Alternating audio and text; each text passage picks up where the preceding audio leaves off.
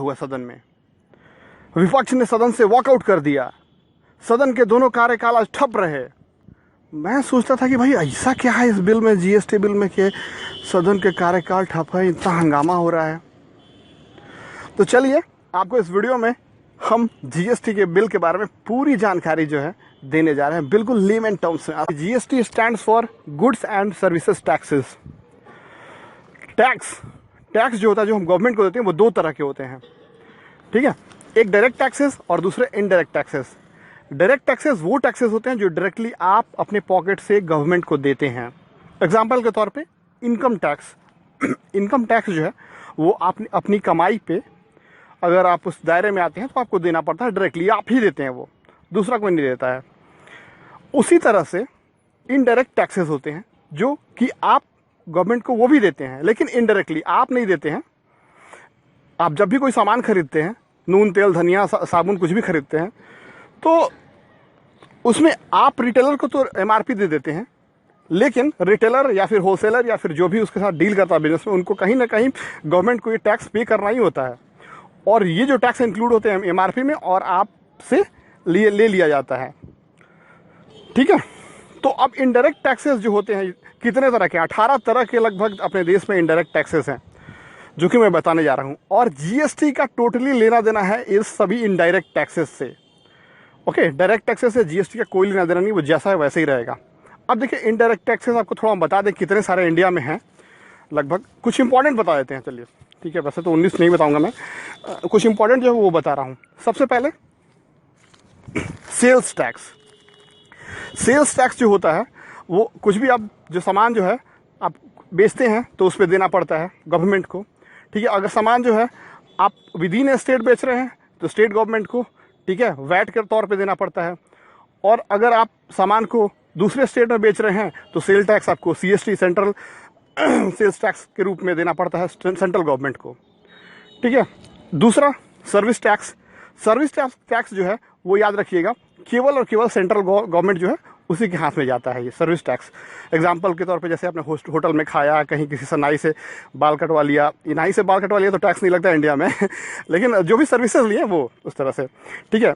उसके बाद professional tax हो गया, लग्जरी टैक्स हो गया, ठीक है। प्रोफेशनल टैक्स यानी आप सपोज कीजिए आपने किसी चार्टर्ड अकाउंटेंट वगैरह का कुछ हेल्प लिया, उनसे कुछ सर्विसेज लिया, तो उसका टैक्स जो है बड़े शहरों में पे करना पड़ता है। लग्जरी टैक्स, सपोज कीजिए आपने लग्जरी होटल्स ताज वोज में रह लिए तो उसमें पे करना पड़ता है।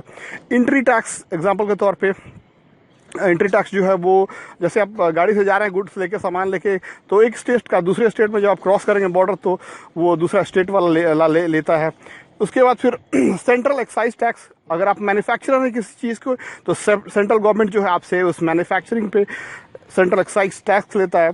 कस्टम ड्यूटी यानी कुछ आप जो सामान इंपोर्ट कराते हैं उस पर सेंट्रल गवर्नमेंट लेता है ये चीज़, ठीक है। एंटरटेनमेंट टैक्स, सिनेमा घर में जो है वो सब लिया जाता है।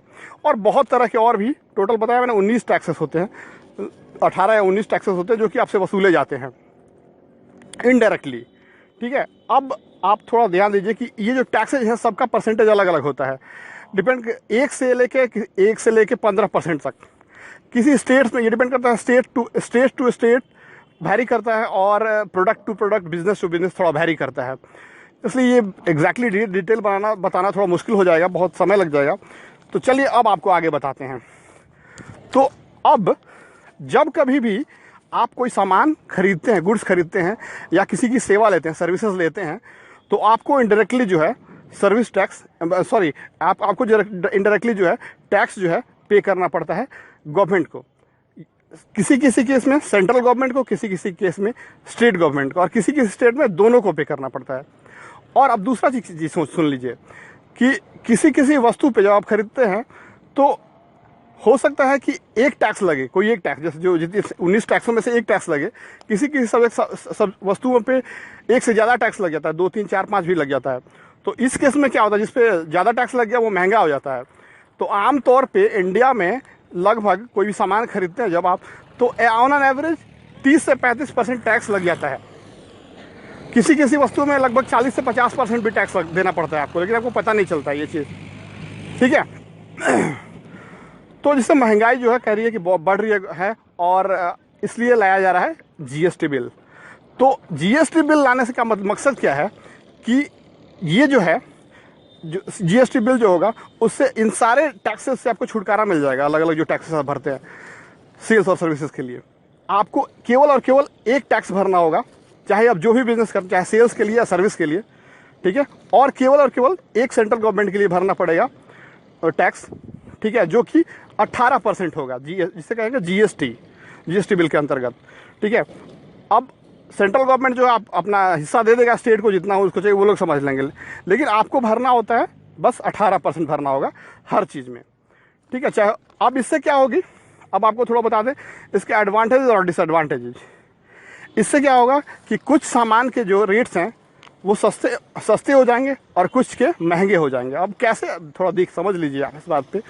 सपोज के लिए कुछ खाना है जो डिब्बा बंद खाना हो गया, कपड़े हो गए, कुछ श्रृंगार वगैरह का सामान हो गया, इस पर लगभग बहुत कम टैक्स लगता है, किसी मतलब 3% किसी में, 5%, 10% किसी में, ठीक है। तो अब क्या होगा कि इन वस्तुओं पे भी 18% ही टैक्स लिया जाएगा, ठीक है। तो ये थोड़ी महंगे हो जाएंगे। लेकिन कुछ चीज़ें, ठीक है, जिसमें कि जैसे कि एग्जांपल के तौर पे आप समझ लीजिए, महंगी गाड़ी एक ले लीजिए, एक्सयूवी जो गाड़ी होती है वो सब ले लीजिए। तो इसमें क्या होता है कि आपको कई टैक्स देने पड़ते हैं। एग्जांपल के तौर service tax, sale tax, luxury tax और कई, तो मिला जुला के बहुत ज़्यादा बढ़ जाता है ये रेट। तो अब इन गाड़ियों पे भी मात्र आपको 18% ही जीएसटी देना होगा। तो ये गाड़ियाँ सस्ती हो जाएंगी, लगभग 40 से 50 हज़ार रुपये आपको कम पड़ेंगी, है ना। उसी के तौर पे दूसरा तौर पे एग्जांपल देते हैं आपको जो सस्ती होने का। सपोज कि आप रेस्टोरेंट में जाते हैं खाना खाने के लिए, तो आपको यहाँ पे देखिए बिल में आपने कभी ध्यान नहीं दिया होगा, देखिएगा, ठीक है। फिलहाल अभी क्या होता है कि आपको इसके लिए सेल्स टैक्स भी देना पड़ता है, यानी वैट भी देना पड़ता है, और आपको सर्विस टैक्स भी देना पड़ता है। अब देखिएगा, वैट जो है मतलब गुड्स पे, स्टेट गवर्नमेंट कहती है, उनमें कॉन्फ्लिक्ट है। स्टेट गवर्नमेंट कहती है कि ये जो है, ये चूंकि एक गुड्स है, खाना जो है गुड्स है और खिलाया जा रहा है हमारे राज्य में, तो हम इसका टैक्स वसूलेंगे। और सेंट्रल गवर्नमेंट कहती है कि नहीं, ये एक सर्विस है, तो इसमें सेवा दिया जा रहा है, तो हम वसूलेंगे। तो होता है क्या है, फाइनली हम लोग पिस जाते हैं और दोनों टैक्स वो लोग ले लेते हैं अपने अपने। तो अब जीएसटी के आने से केवल एक टैक्स होगा, जिसे जीएसटी 18% ले लिया जाएगा, जिससे कि सेंट्रल गवर्नमेंट देगी और बाद में अपना वो लोग जो करना है, जितना बांटना है बांटेंगी, ठीक है। तो ये हो गए एग्जाम्पल, एडवांटेज डिसएडवांटेज। अब थोड़ा आपको हम बता दें इसके मेन पॉइंट्स एडवांटेजेस क्या होंगे, ठीक है। सबसे एक चीज़ होता है इनपुट टैक्स रिफंड, ये जो है वो नहीं लगेगा। अब सपोज कर लीजिए कि आप कोई बिजनेस स्टार्ट करने जा रहे हैं, तो कुछ सामान खरीदते हैं, रॉ मटेरियल्स, अगर आप अपने स्टेट से खरीदते हैं तो कोई दिक्कत नहीं है। अगर दूसरे स्टेट्स में से खरीद कर लाते हैं तो आपको टैक्स भरना पड़ता है वहाँ पे, इनपुट टैक्स, ठीक है। तो वो जो है रिफंड नहीं होता है आज की डेट में अभी, लेकिन जब जीएसटी आ जाएगा तो वो रिफंड हो जाएगा, ठीक है। आपको वो टैक्स लगेगा ही नहीं, इनपुट टैक्स मैन्युफैक्चरर को। दूसरा, टैक्स ऑन टैक्स, मतलब टैक्स ऑन टैक्स लगता है आज के डेट में। सपोज कर लीजिए जैसे कि आप कोई सामान मैन्युफैक्चर करने के लिए रॉ मटेरियल खरीदते हैं, तो मैन्युफैक्चरिंग पे जो है वो एक टैक्स लगता है जिसे कहते हैं सेंट्रल एक्साइज टैक्स, जो कि देना पड़ता है। 100 रुपये का सामान खरीदते हैं तो मान लीजिए 10 रुपये आपको एक्स्ट्रा देना पड़ता है सेंट्रल एक्साइज टैक्स, तो कुल हो गया आपका रॉ मटेरियल का कॉस्ट 110 रुपये। अब क्या होगा कि अब उस पर सेल टैक्स, फाइनल प्रोडक्ट होने के बाद सेल टैक्स और कितने कितने तरह के टैक्स लगेंगे, तो वो जो होता है वो केवल रॉ मटेरियल पर नहीं लगता है, वो टैक्स को भी इंक्लूड कर लेता है उसमें। 110 रुपये पे वो टैक्स लगता है ना, मतलब आपका बेस प्राइस प्लस वो जो है उस पर टैक्स लगता है। तो ये जो चीज़ होगा, मतलब टैक्स का टैक्स जो है वो अब नहीं लगेगा जीएसटी आने से। तीसरी चीज़ कि डबल टैक्सेशन, जो कि कुछ सर्विसेज के नाम पे कुछ सेल्स के नाम पे लिया था, वो नहीं होगा, एक ही लगेगा। चौथा कि ये सारे प्रोसेस जो बहुत कॉम्प्लिकेटेड हो जाते हैं, कि मतलब इतने सारे टैक्सेस हैं, बिजनेसमैन को पे करने पड़ते हैं, समय पे सबको याद रखना पड़ता है, पेपर वर्क मेंटेन करना पड़ता है, लाइन में लग के कहीं जमा करना पड़ता है, कहीं ऑनलाइन जमा करना पड़ता है। अगर कुछ गलती हो गया तो पेनाल्टीज़ है, उसके रिटर्न फाइल करना पड़ता है। तो बहुत एक तरह से हेडेक भी रहता है सबके लिए, कि जो फिलअप करते हैं उनके लिए भी, बिजनेसमैन के लिए और गवर्नमेंट के लिए भी। तो इनके लिए बहुत टाइम सेविंग हो जाएगा जब ये जीएसटी आ जाएगा। तो फटाफट बस एक ऑनलाइन पोर्टल बनाया जा रहा है जिसपे कि आपको एक अपना जीएसटी नंबर मिल जाएगा, यूनिक नंबर मिल जाएगा। आप उससे लॉगिन करके और गवर्नमेंट भी उससे लॉगिन करके आपका डिटेल्स देख सकती है। आपको कितना पे करना है, क्या करना है, सब कुछ ऑनलाइन हो जाएगा, वैसा बन रहा है। और उम्मीद है कि ये सब कुछ ठीक ठाक रहेगा। तो नेक्स्ट ईयर 1 अप्रैल 2017 से लागू कर दिया जाएगा। तो हम ये उम्मीद करें कि आप जीएसटी के बारे में बिल्कुल सब कुछ क्लियर समझ गए। अगर स्टिल आप नहीं समझे कुछ या कुछ कन्फ्यूज़न है दोस्त, तो प्लीज़ कमेंट बॉक्स खुला रखा यूट्यूब ने नीचे, आप इसमें कमेंट में लिखिए आपके सवाल, बंदा आपके खिदमत में हाजिर है। Thanks for watching, bye.